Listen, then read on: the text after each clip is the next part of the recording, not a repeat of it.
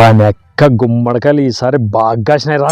ఈ లెక్కతో అనంతపురాన్ని సగం కొనేలా.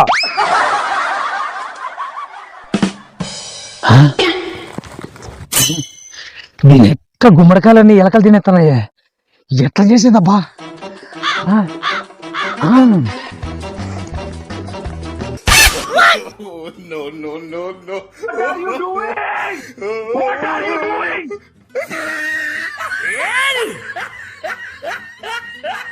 తిక్కరామయ్య బాగా పెట్టాడన్నా గుమ్మడికాయలు. ఏనో గుమ్మడికాయల పంట బలి చేసినావుగా. ఏం చెప్తానవాడా?